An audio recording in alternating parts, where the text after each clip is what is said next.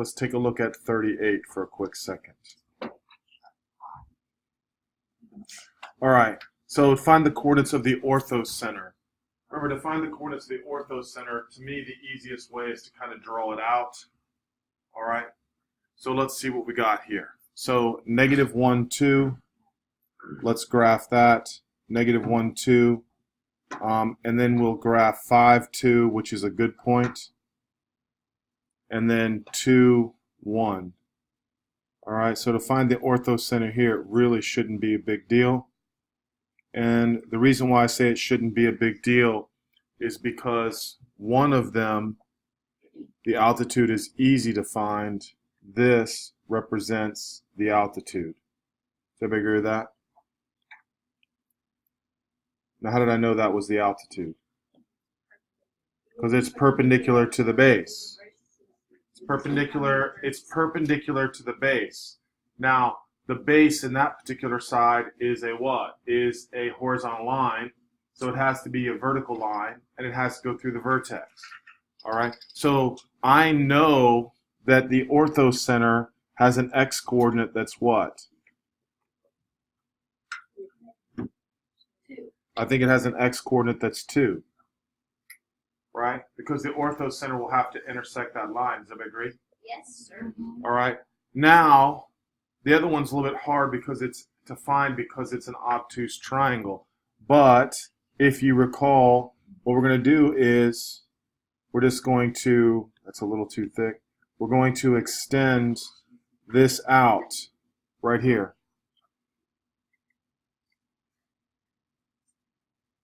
We're going to extend that out. All right.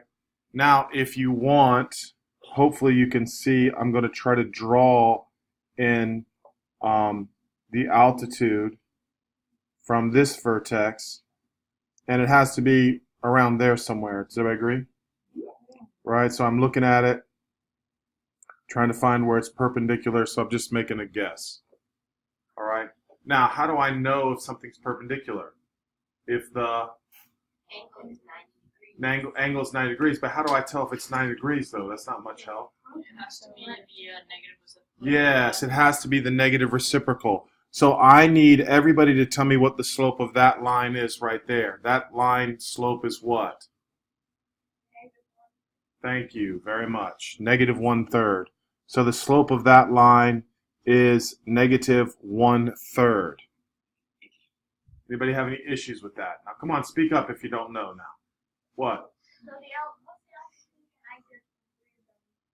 The altitude is the perpendicular to the base. Daniel, what's the matter now? Come on. No, look right here. Look, I'm showing you. Right here. This is an altitude because it's perpendicular to the base and it goes through the vertex. Oh, so it has to go through the vertex. Has to go through the vertex, perpendicular to the opposite side. Right now, Daniel, look up. Do you agree this right here? Well, not that line. But if I were to draw this line here, there's no perpendicular inside here. Yeah. So it has to be extended out here, is what I'm trying to show you.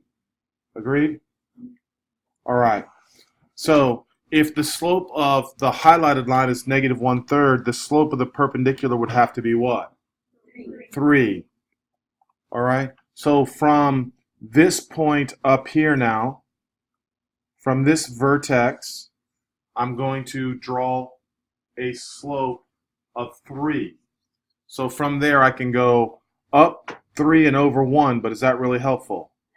No, I'm going in the wrong direction, right?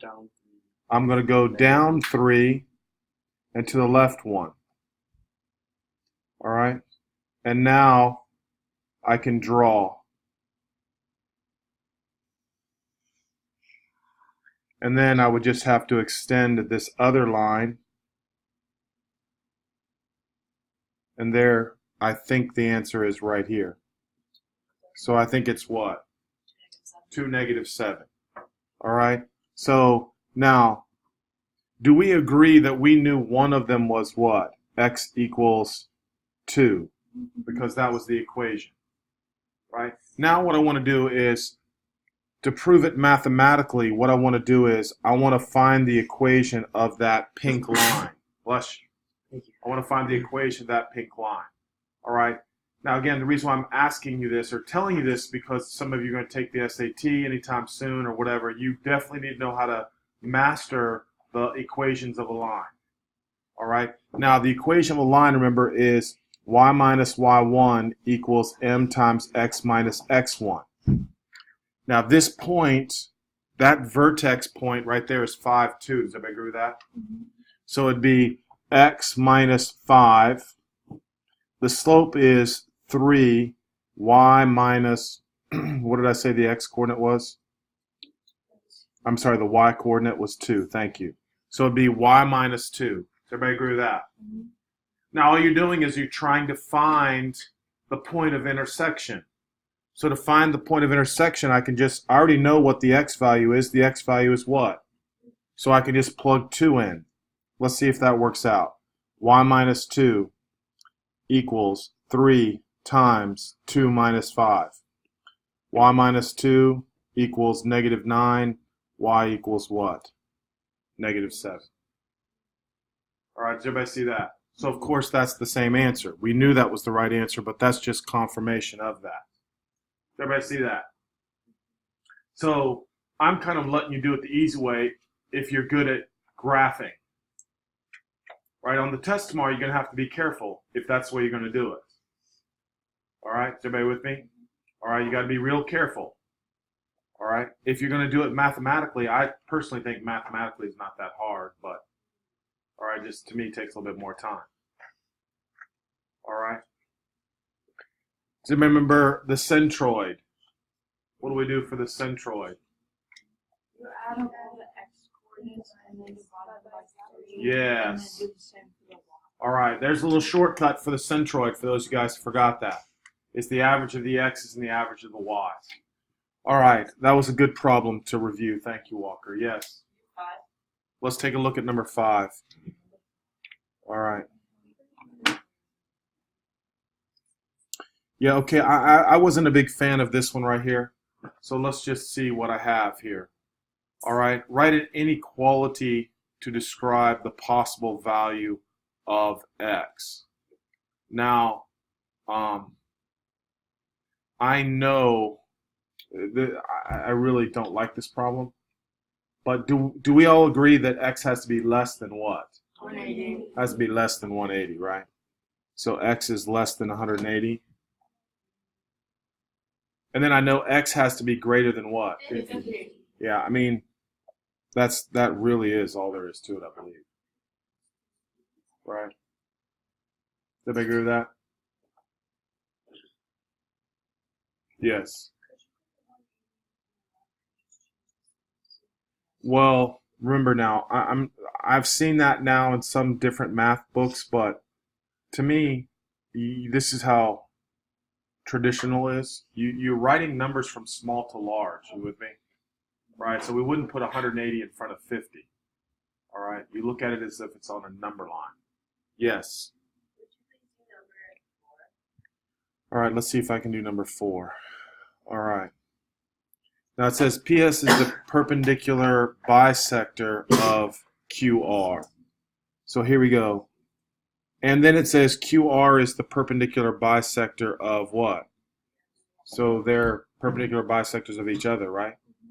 So again, I always try to tell kids that when you're drawing it, try not to draw it so it's special. All right, and what I mean by that is I'm going to try to show you these right here are perpendicular bisectors. Does everybody see that? But I didn't make them the same length because I don't want it. I don't want that to come out to be a problem. In other words, I don't want you to think they're equal. So these things, that is the physical representation of PS is a perpendicular bisector of what? QR, and QR is the perpendicular bisector of PS. Does everybody agree with that? Now, PQ, let's look here. If I were to draw PQ, and actually I think this is a good problem.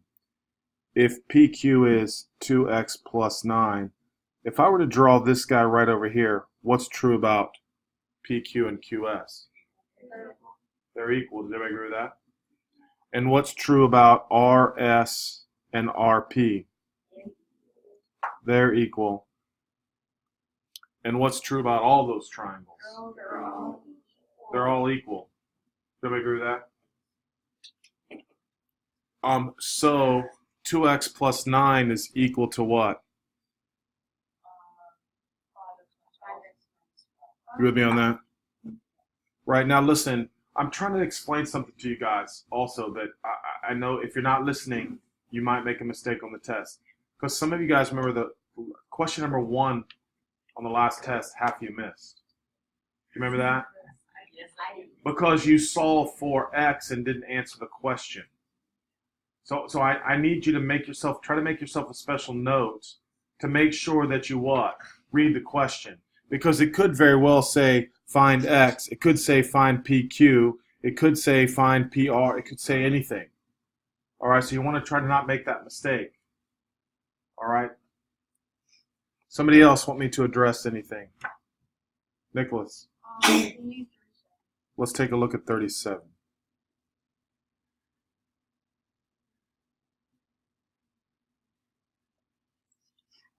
Now, yeah. So centroid, you know now, right?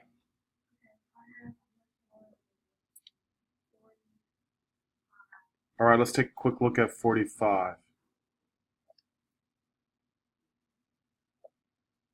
Okay, I like this one. Write an equation in slope-intercept form for the perpendicular bisector of CE. So I'm going to draw the perpendicular bisector of CE. Does the perpendicular bisector have to go through the vertex? No, that's the only one that does not. You with me on this? So what I'm going to do is, the first thing I'm going to do is I'm going to try to draw something perpendicular to CE. Do you agree that's perpendicular kind of? All right. Now what I mean by that is I'm going to shift it over now. So that would be, I think, kind of the answer. Do you agree? So you have to tell me now what this point is. Because if you can tell me what that point is, then the perpendicular bisector is just x equals that answer. That's, well, yeah, it's exactly right. A over 2 comma 0. Right? So the answer is just x equals A over 2. And I'm pretty sure that's it. Because they're asking for CE, which is the easy one. All right, it would have been nicer if they would have asked for like DE or something. That would have been better. What? Well, this point right here is just the midpoint. Do you agree? Yeah. So 0 plus A divided by 2 is A over 2. Right?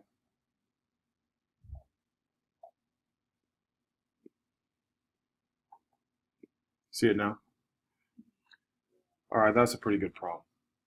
A little different. Yeah. Let's look at 42 for a second.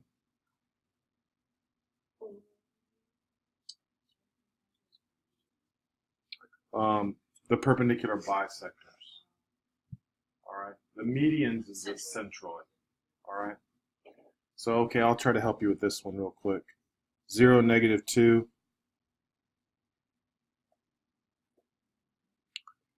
10, negative 2, which is nice, right? And then 10, 8. Wow. This one I think should be kind of easy.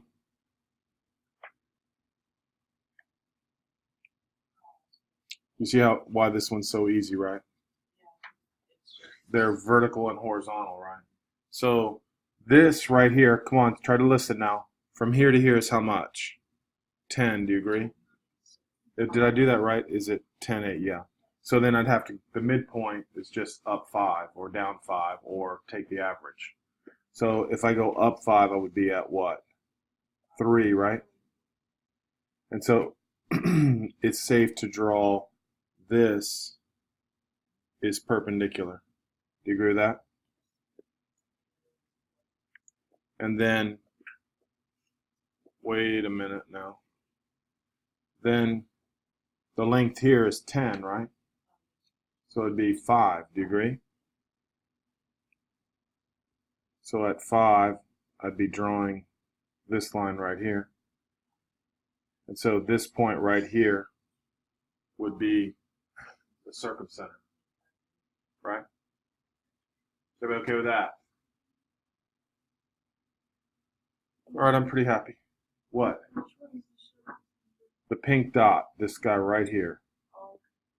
All right, it's where the two lines intersect. What? The incenter is when you want to find it equidistant from the sides.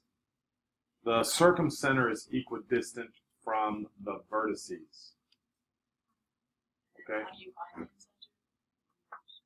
The incenter, well, which one? We can do it. There's no question. Oh, then don't worry about it. What? Say it again. 41. All right, let's take a look at 41.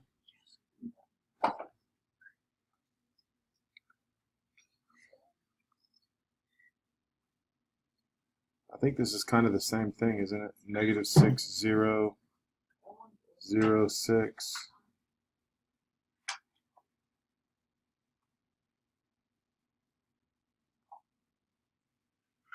Again, it's kind of easy because this right here, so we know it's going to be at what? X equals 0, right? Now, I want to find, to me, the slope of this line goes down 6 to the right 2, which is negative 3, right? The slope of this line is negative 3, so the slope of the perpendicular is, so I have to go up 1 over 3, which puts it right here, up 1. Wow. So is that it right there, right? Agreed? So the answer is 0, 2. Right? So when you started at the point that you take 0, you can pick any point and go through it. Well, I'm picking it because the orthocenter or the altitude has to go through the vertex. So I start at the vertex. So like any. No. So what I did here, look right here. I found this slope.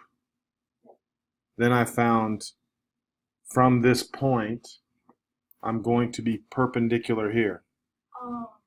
So I have to find the slope of the highlighted and then use the perpendicular to do the blue. You with me on this now? All right, I just don't think that's that hard, guys. I really don't. Especially if you can do it graphing. All right? What is the triangle inequality form? Well, you could go to your notes. You could have listened at the beginning of class. Triangle inequality. The two smaller sides of the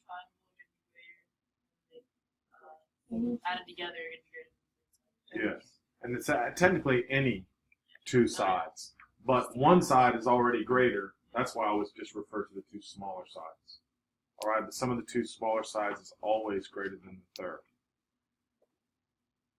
All right, guys. I like I said, please look over these things. I don't think it's that bad. Tomorrow is kind of a shorter day because we have long chapel, so the test will probably be a little bit smaller than normal, a little bit less, which sometimes isn't as good.